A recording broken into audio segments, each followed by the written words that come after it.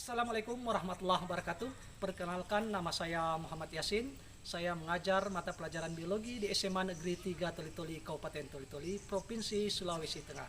Saya juga sebagai mahasiswa PPG dalam jabatan Angkatan 2 tahun 2023 di LPTK Universitas Negeri Gorontalo dengan nomor peserta PPG 2015 02 617528. Nomor induk mahasiswa PPG 127172320319. Saya akan melaksanakan ujian kinerja di SMA Negeri 3 Toli-Toli. Berikut video ukin saya. Terima kasih. Assalamualaikum warahmatullahi wabarakatuh. Waalaikumsalam warahmatullahi wabarakatuh. Dan selamat sore. Sore. Tetap semangat. Iya. Makasih ya atas semangat sorenya di sore hari ini. Sebelum kita memulai proses pembelajaran kita sebagai umat yang beragama, marilah kita berdoa menurut agama dan kepercayaan kita masing-masing yang akan dipimpin oleh ketua kelas. Silakan ketua kelas dipimpin doanya. Teman-teman, sebelum kita mulai pelajaran, marilah kita berdoa menurut agama dan keyakinan masing-masing. Berdoa.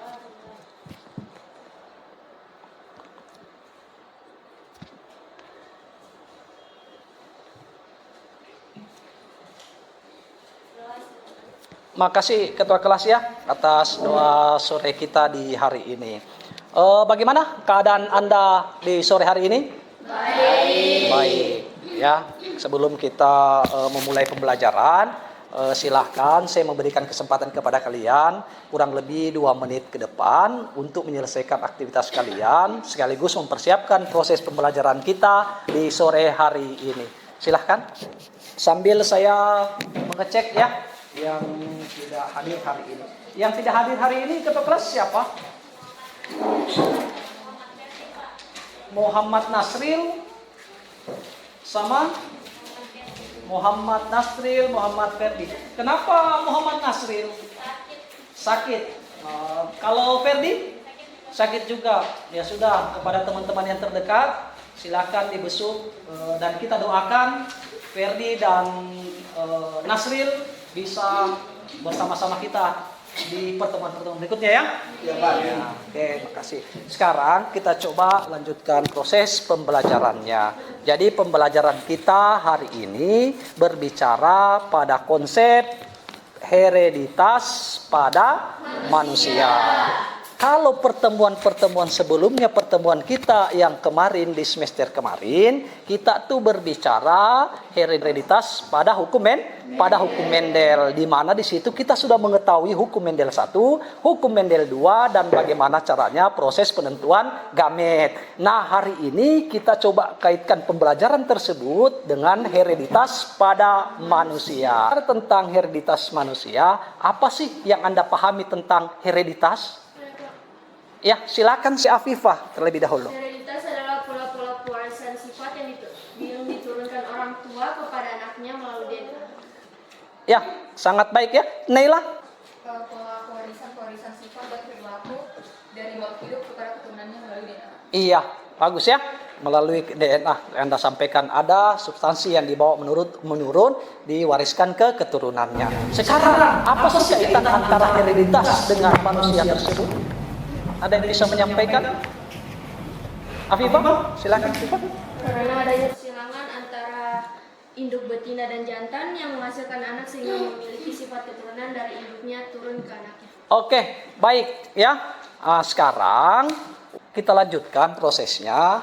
Itulah beberapa penyampaian teman kalian berbicara pada konsep hereditas pada manusia. Sekarang kita coba lanjutkan, yaitu pertama, apa sih yang akan kita selesaikan pada pola hereditas pada manusia hari ini? Yaitu pertama ada namanya kompetensi dasar. Ya, kompetensi dasar kita ada 2 nih kompetensi dasar kita, yaitu 3.7. Apa yang tertuang dalam 3.7 berbicara tentang konsep pengetahuan, yaitu menganalisis pola-pola hereditas manusia. Hari ini nanti yang akan kita lakukan selama 2 kali 45 menit ke depan, bagaimana dari segi konsep pengetahuannya kita akan memecahkan tentang menganalisis pola-pola hereditas pada manusia. Kemudian yang berikutnya 4.7 ini adalah dari segi keterampilan kalian. Dari segi keterampilan nantinya, apa yang mau kita lihat yaitu bagaimana caranya nanti kalian menyajikan data hasil studi kasus tentang pola-pola hereditas pada manusia dalam berbagai aspek kehidupan. Ya, di sini nanti kita akan berbicara, nanti saya akan berikan tugas kalian pada akhir pembelajaran untuk 4.7. Kemudian yang berikutnya, indikator pencapaian kompetensi kita. Indikator pencapaian kompetensi kita di sini ada 4, ya. Yang pertama itu menganalisis pola hereditas pada manusia menggunakan peta silsilah. Artinya nanti sebentar ada peta silsilah yang coba kita analisis ya, yang coba kita amati. Kemudian yang berikutnya 3.7.2 tentang memprediksi peluang penurunan sifat, beberapa sifat pada pola hereditas.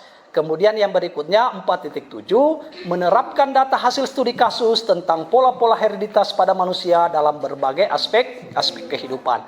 Kemudian 4.7 menyajikan data hasil studi kasus tentang pola-pola hereditas pada manusia dalam berbagai aspek kehidupan. Untuk 3.7 dan 1 tadi itu adalah konsep pengetahuan bersama dengan 3.7.2 itu adalah pengetahuan, ya. Kemudian keterampilan kalian yang akan kita nilai juga nantinya yaitu di 4.7.1 dan 4.7.2. Ini adalah konsep keterampilan. Kemudian juga dalam aktivitas nanti kita akan menilai bagaimana sikap kalian, ya. Jadi ketiga komponen penilaian itu sudah tertuang, ya. Kemudian bisa saya lanjut ini? Bisa. Oke, saya lanjut ya. Nah, sekarang tujuan pembelajaran kita. Apa sih yang menjadi tujuan pembelajaran kita di sore hari ini? Tujuan pembelajaran kita adalah melalui kegiatan pembelajaran menggunakan model problem basic learning. Arti daripada problem basic learning ini ada beberapa sintak yang akan kita selesaikan sebentar selama 2 kali 45 menit. Di antaranya pertama, itu salah satu sintaknya adalah kalian bagaimana caranya itu nanti mengorientasi pada masalah. Kemudian yang berikutnya kita akan mengorganisasi kalian. Kemudian yang berikutnya kalian akan menyajikan nanti datanya, ya, mengelola data, menyajikan data, kemudian akan mempresentasikan atau proses, ya. Kemudian apa yang akan diharapkan di sini? Yang akan diharapkan yaitu kalian lebih bisa mengetahui apa itu hereditas pada manusia dengan rasa ingin tahu, tanggung jawab, disiplin selama proses pembelajaran, bersikap jujur, santun, percaya diri, dan pantang menyerah serta memiliki sikap responsif. Artinya berpikir kritis dan proaktif serta mampu berkomunikasi dan bekerja sama dengan baik. Ya, itu adalah tujuan pembelajaran kita. Kemudian yang berikutnya, sekarang kita coba amati video pembelajarannya.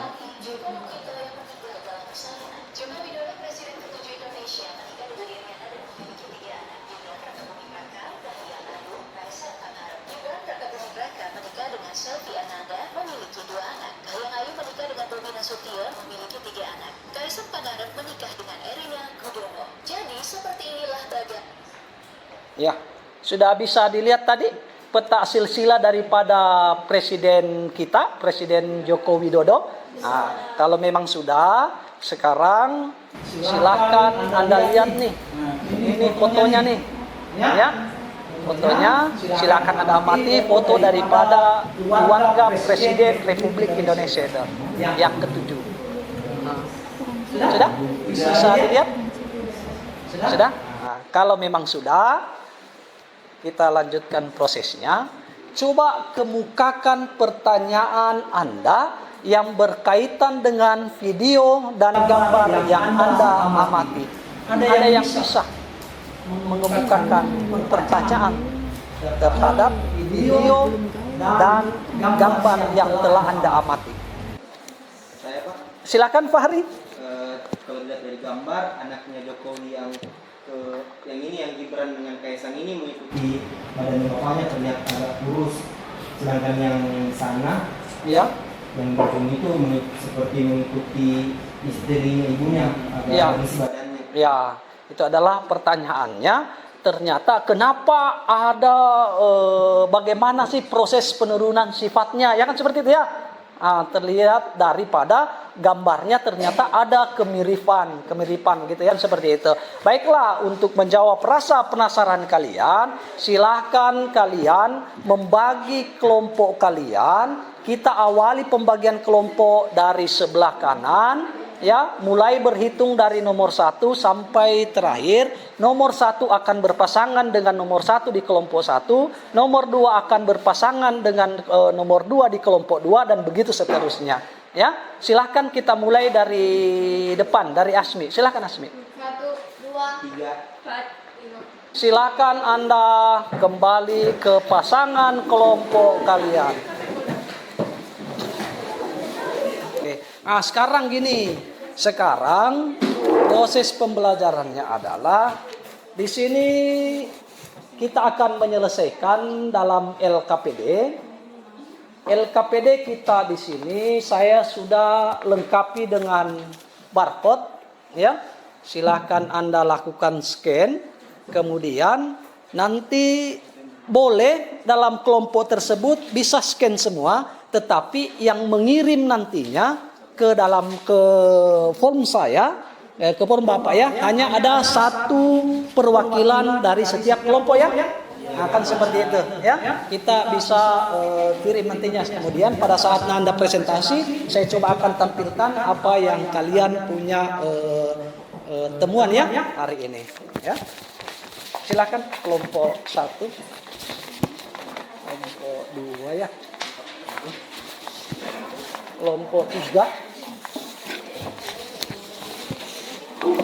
kelompok 4, ini kelompok 5.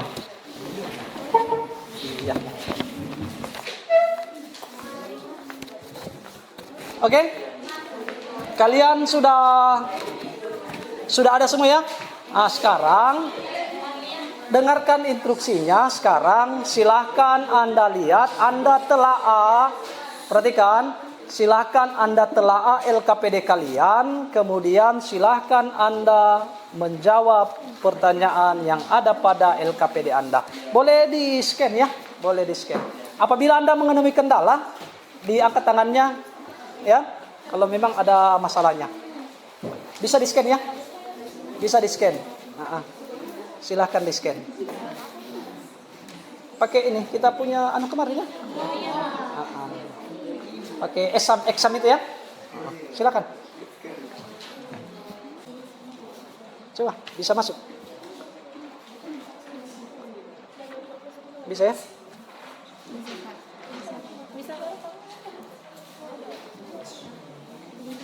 Oke. Kelihatannya? Bisa kelihatan? Iya. Silakan Anda kerjakan. Ayo, silakan. Ya, silakan ya. Lakukan cari informasi tersebut di buku ya. Nah, jadi buku adalah kita gunakan sumber atau menggunakan kalian ponsel juga boleh ya.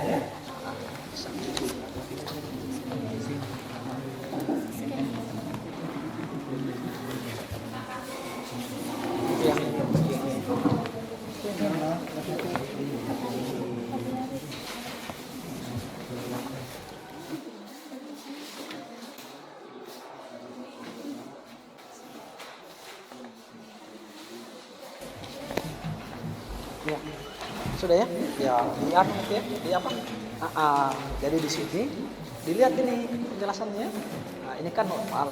Kalau ini berarti normal hidupnya yang sifatnya karir. Apa itu karir? Nah, berarti kita coba cari nanti di referensinya. Ternyata karir itu adalah membawa informasi, membawa satu penyakit yang tertutupi. Nah, gitu. Ya, karir ya. Kemudian yang berikutnya ada yang namanya hemofilia. Berarti itu adalah anunya. Nanti kita lihat berarti dari peta silsilah Ratu Victoria dengan Albert, ternyata anak daripada tersebut anak laki-laki, hampir sebagian anak laki-laki yaitu adalah apanya? Anaknya adalah normal. Hanya ada satu yang menderita hemofilia. Sekarang kita lihat dari segi perempuannya. Untuk perempuannya, putri perempuannya berarti tidak semua perempuannya normal ya. Satu bawa penyakit. Ya, satu bersifat karir. Yang satu juga akan ya normal. Ya, seperti itu ya. Nah, kemudian bisa dibaca seterusnya. Oke, kan satu itu peta silsilah berikut. Peta silsilah tersebut menggambarkan tentang apa? Menggambarkan tentang proses namanya buta warna. Nah, sekarang bagaimana untuk menjawab buta warna ini? Berarti kita lakukan kajian literatur atau literasi. Lewat apa? Lewat buku. Berarti kita akan mencari dulu apa di situ. Yang kita cari adalah mana referensi tentang buta warna. Kelompok 4. Nah, kelompok 4. Bagaimana kelompok 4? Kelompok 4 sedang. Nah, paling pertama yang mau dilakukan adalah pertama kita coba melihat daripada peta silsilah. Dari peta silsilah nih, ya, Ratu Victoria, kemudian ini Albert. Ratu Victoria yang sifatnya apa dia dari ini? Sifatnya adalah karir. Apa sih karir itu? Karir itu berarti apa dia kalau karir? Nah, kita lewat coba kajian literatur. Ya, membawa sifat atau membawa penyakit. Kan seperti itu. Nah, berarti Ratu Victoria membawa penyakit. Kemudian yang berikutnya Albert, apa kalau Albert? Albert itu adalah laki-laki yang normal, yang tidak membawa. Berapa keturunannya? Dapat dilihat di sini keturunannya ada berapa keturunannya? Hampir semua laki-laki. Coba lihat, hampir semua laki-laki. Kenapa hampir semua laki-laki? Hampir semua laki-laki adalah normal. Ada yang satu di situ. Satu mengidap apa? Mengidap penyakit. Penyakit apa namanya? Penyakit hemofilia. Siapa dia? Ini ya, leopard ya. Nah, kan begitu.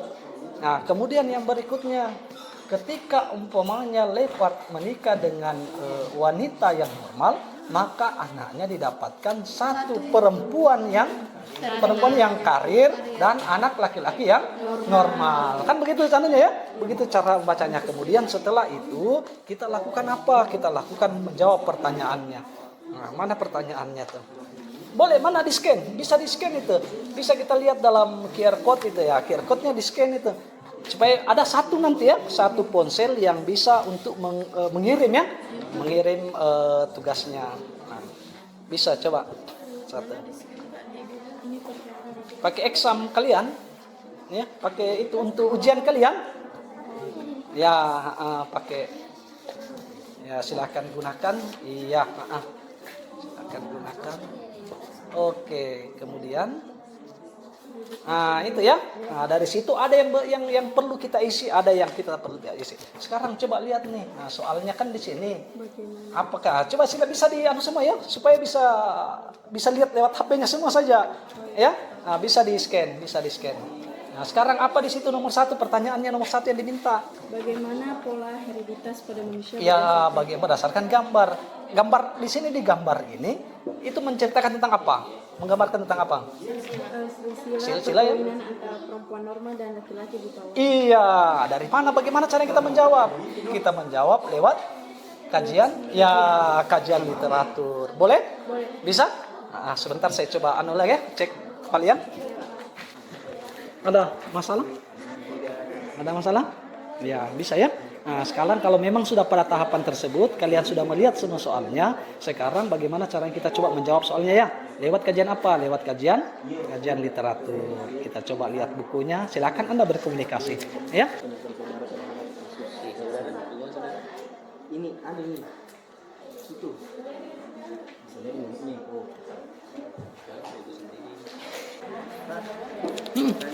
Silakan.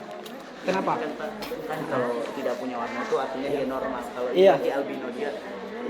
Ini bukan albino. Jadi Ini kondisi adalah apa beda? gambar daripada buta warna. Sekarang buka referensi tentang buta warna tuh. Nah, kira-kira di sini berarti dilihat di sini. Berarti yang ini kalau seperti ini berarti ini adalah untuk orang tua laki-lakinya ini adalah normal. Kalau ibu perempuannya berarti buta warna. Nah, bagaimana kalau laki-laki normal menikah dengan wanita yang buta warna? Berarti didapatkan hampir seluruh laki-laki itu adalah buta warna. Hampir semua dan memang semua untuk perempuannya. Anak perempuannya berarti normal yang sifat karir ya, ya membawa sifat. Sekarang kalau umpamanya perempuan karir tersebut normal menikah dengan laki-laki normal, maka berapa? Apa didapatkan? Berarti didapatkan adalah Ya, semua perempuan itu normal karir, kan gitu, membawa sifat. Kemudian satu yang laki-laki yang buta warna. Sekarang bagaimana kalau umpamanya ini tadi apa tadi? Yang perempuan normal. Ya, perempuan normal tapi sifat karir ya, wanita normal karir ya. Nah, dengan laki-laki buta warna, berarti semua anaknya adalah normal, di mana perempuannya adalah karir. Begitu ya? Nah, boleh, bisa kelompok 1. Kelompok 3. Kelompok 3 memang kelompok 3? Gimana ya? Kelompok 5, ada masalah? Nggak ada ya?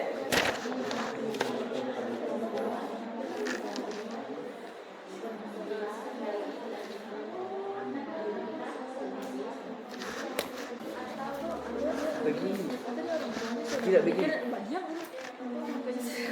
Ini kan orang Cina kok ini anak, jadi dia kayak ada membawa sifat begitu, jadi dia Tapi dia sebenarnya tapi dia tidak itu albino tidak kena sama dia, tapi dia itu contohnya mamanya itu albino, tapi dia nggak albino. Iya. Teruskan. Bagaimana caranya meluruskan itu? Silakan kita coba kajian literatur ya sebagai referensi kita. Kenapa? Ada masalah apa? Iya. Iya, dijelaskan. Iya. anaknya ada 4. Yang pertama berarti laki-laki, hampir semua laki-laki itu adalah buta warna. Ada satu yang normal gitu. Nah, sekarang kalau dia wanita karir tersebut normal karir itu menikah dengan laki-laki yang buta warna, berarti semua anaknya anak laki-laki dan anak perempuannya semuanya normal. Anak perempuannya itu adalah karir. Sekarang kalau umpamanya wanita karir menikah dengan laki-laki normal, berarti hampir berarti anaknya 3 anak perempuan tersebut tadi adalah karir, normal karir ya. Kemudian yang berikutnya kalau yang laki-lakinya dari kedua laki-laki tersebut 1 normal, 1 mengidap buta warna. Ya.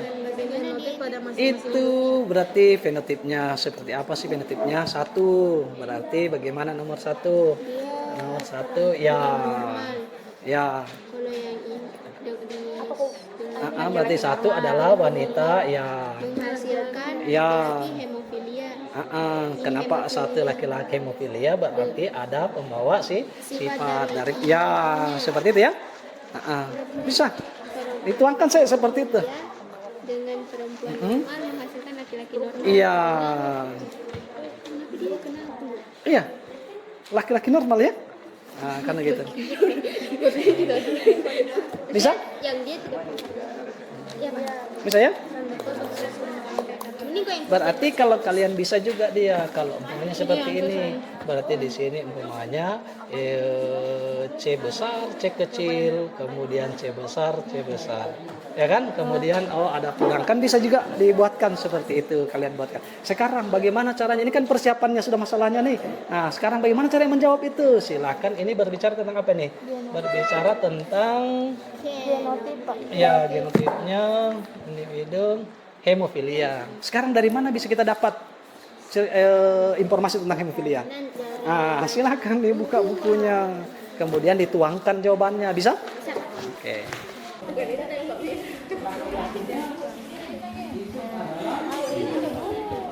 Kita cari soalnya. Nggak ngerti saya di situ.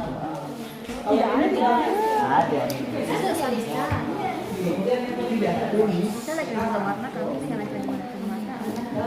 Wahnya sehat, normal. Ya normal, tapi dia membawa namanya normal karir ya. Nah, dapat dilihat dari segi fenotipnya adalah C besar, C kecil. Sekarang bagaimana kalau umpamanya wanita karir tersebut menikah dengan laki-laki normal? Wanita karir menikah dengan laki-laki normal? Iya. Ini Pak,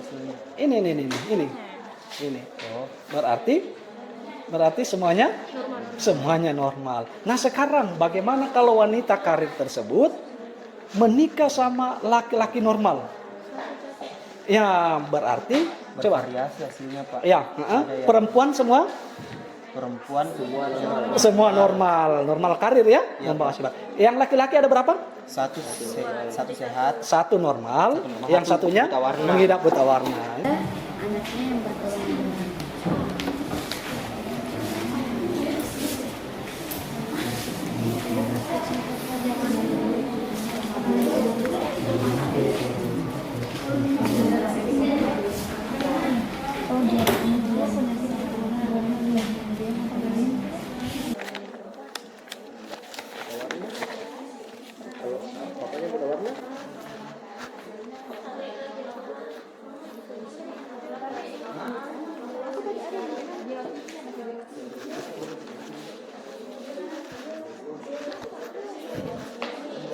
Oh, satu bagaimana kelompok satu?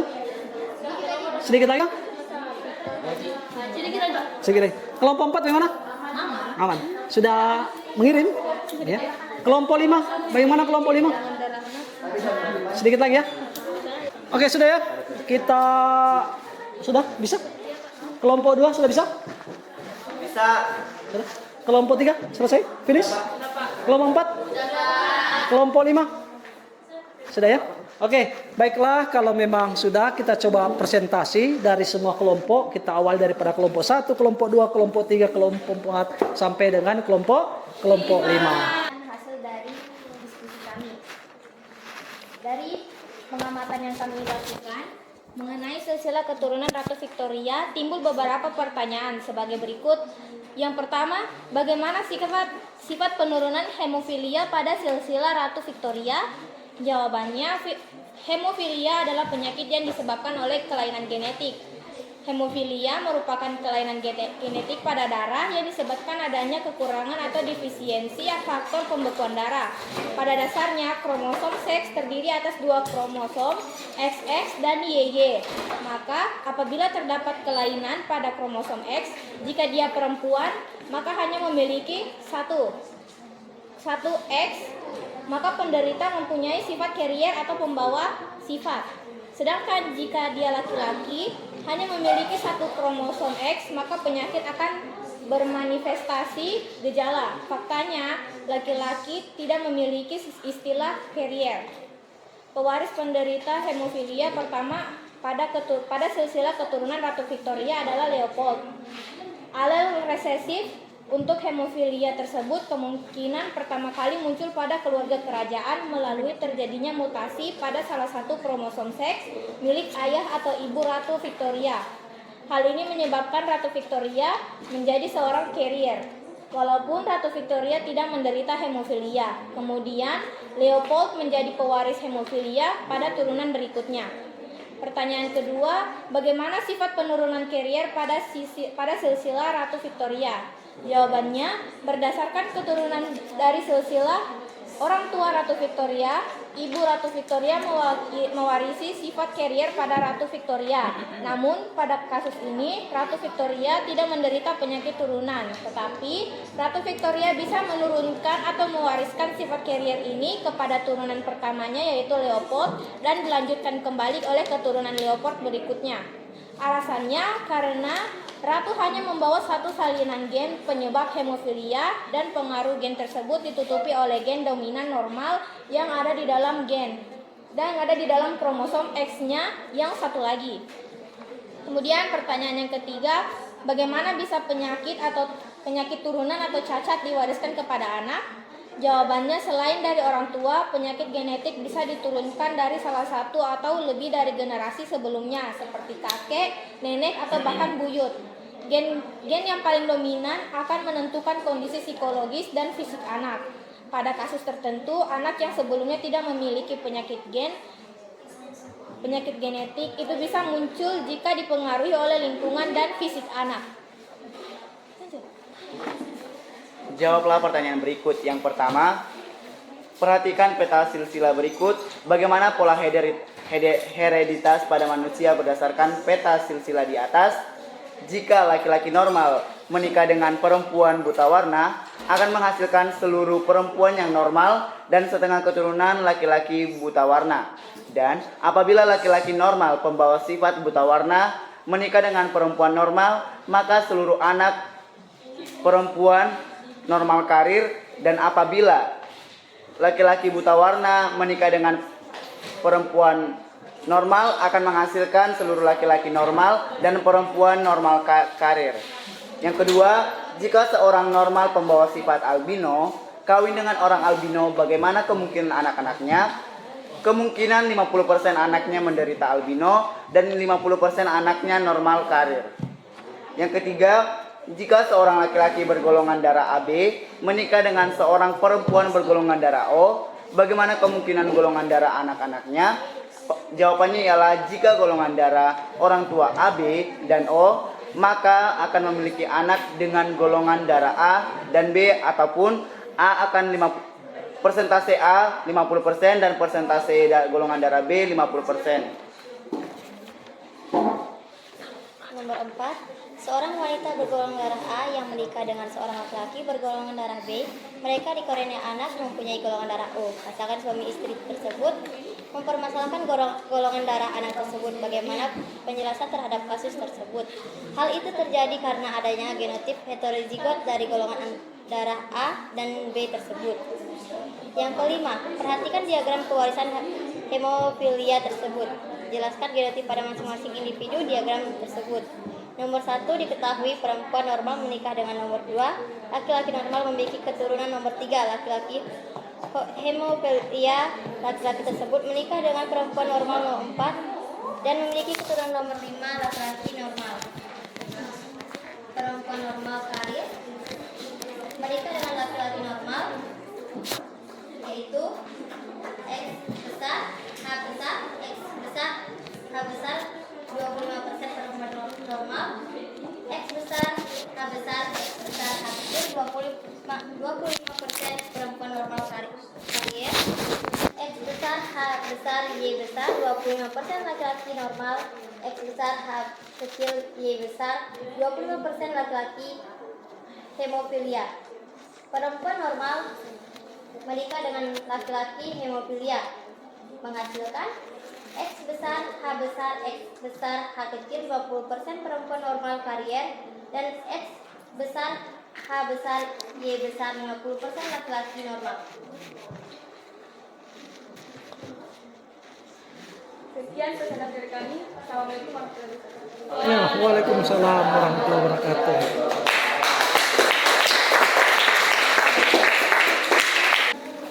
Makasih ya atas presentasi pemaparan kalian dari kelompok 1 sampai dengan kelompok 5. Kalian sangat luar biasa hari ini. Ya. Nah, sekarang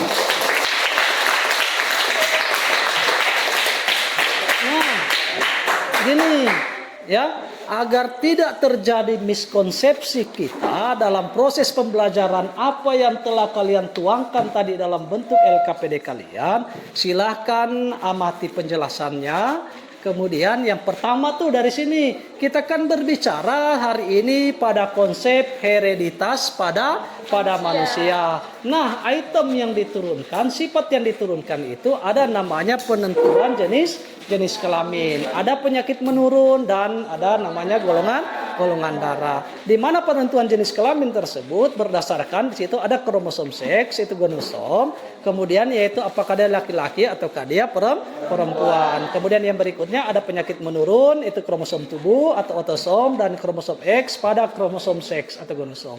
Kemudian penggolongan darah ada sistem ABO, ada namanya MN, kemudian yang berikutnya ada dikatakan sebagai darah resus. Kemudian gini nih, bagaimana nih penjelasannya? Ya, silakan perhatikan ya. Penentuan jenis kelamin, ya, kita ketahui bersama bahwasanya sel tubuh manusia itu memiliki 46 buah kromosom yang terdiri atas 22 pasang otosom sel tubuh dan 1 pasang kromosom gonosom atau sel kelamin ya. Nah, dapat dituliskan perempuan adalah 22 AA tambah dengan XX itu untuk perempuan ya. Kemudian dan laki-laki adalah 22 AA ditambah dengan XY.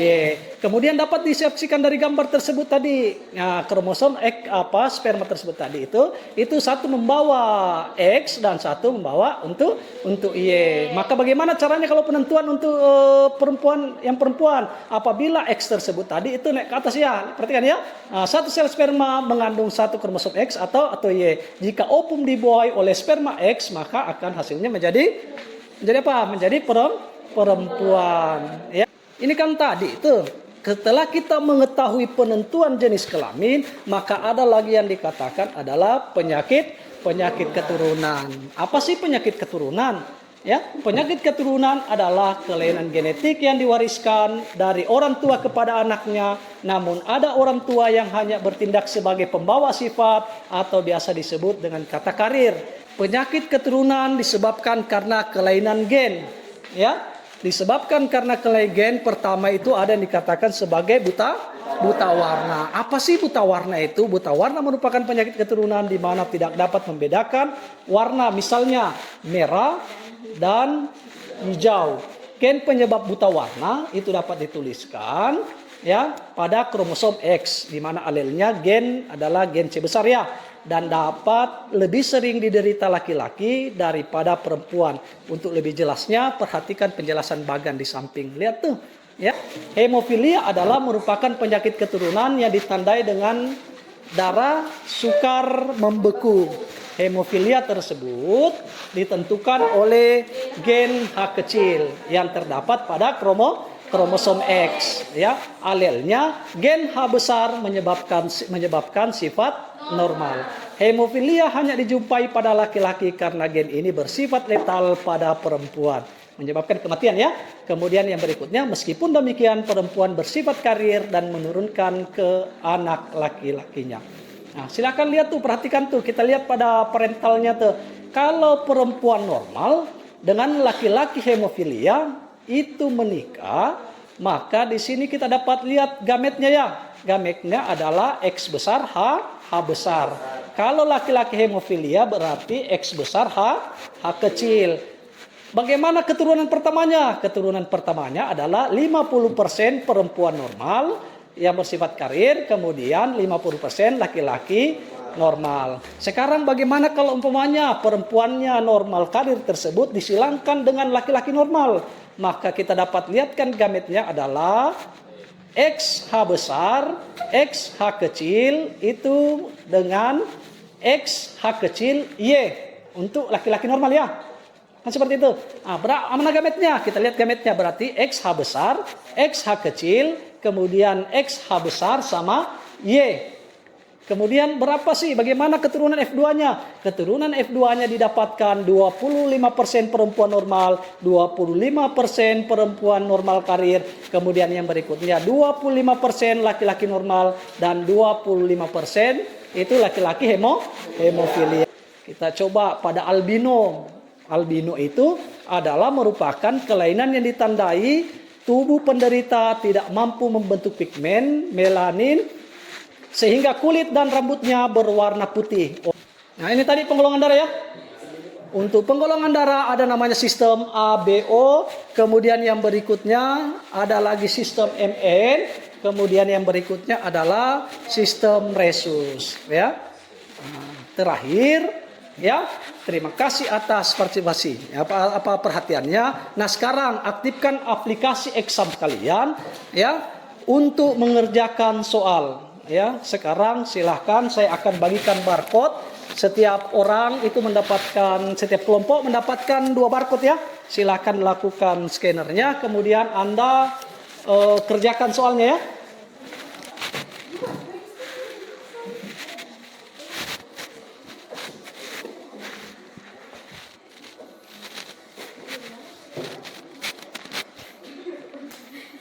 Sudah? Ya, yang sudah silahkan mengirim.